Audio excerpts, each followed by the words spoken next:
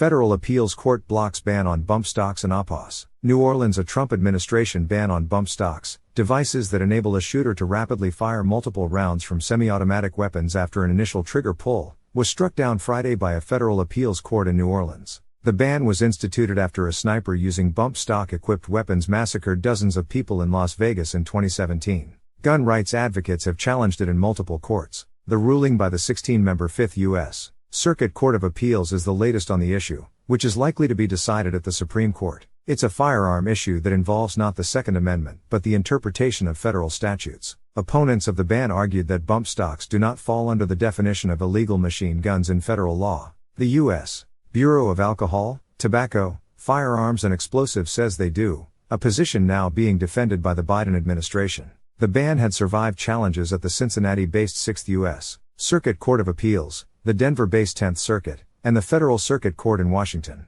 A panel of 3 judges at the 5th Circuit also issued a ruling in favor of the ban, upholding a lower court decision by a Texas federal judge. But the full New Orleans-based court, currently with 16 active members, voted to reconsider the case. Arguments were heard September 13.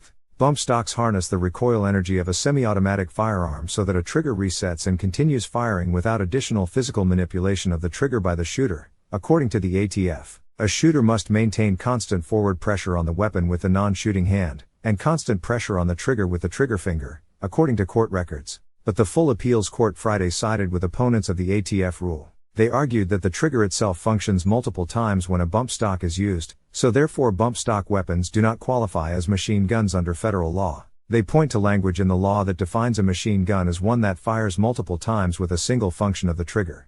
The trigger is going to function multiple times, Richard Samp, arguing for a Texas gun owner, told the Fifth Circuit judges at the September 13 hearing. U.S. Department of Justice lawyer Mark Stern said the key is the action of the shooter.